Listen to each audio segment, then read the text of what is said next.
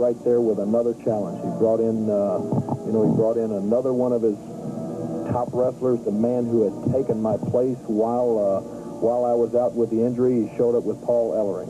Paul Ellering, I'm aware, I have been made aware of the fact that he has been on not only a nationwide tour, but a three-nation tour where he was undefeated in many sections of this country, in Mexico, across the water in Japan. He came into town to do one thing, and I'm sure, without a doubt, you know who is behind this. He was in to destroy you. He had made some comments to that nature.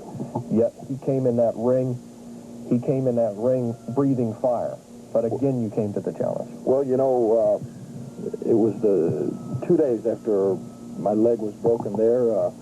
Wasn't even really warm in the hospital bed. I turned on the TV, and I knew I hadn't had a call from Jimmy Hart, and I just figured, well, something's wrong. I know he'll get in touch with me.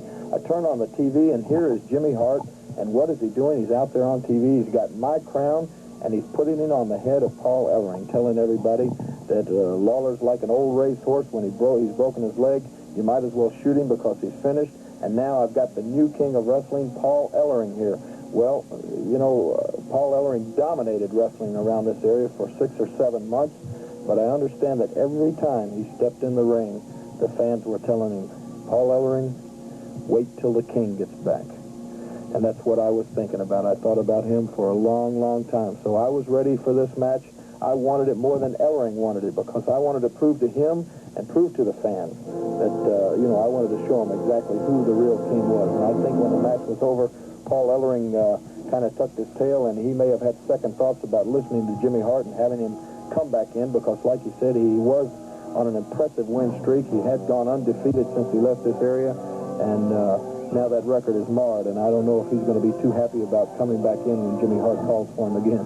Well, I tell you, the man came in. You've got to admit that Paul Ellering has to be one of the strongest wrestlers as for pure physical strength of anyone. But yet again, you came to the ring ready for action, and you did the man in. You walked away with from that ring with your head very high.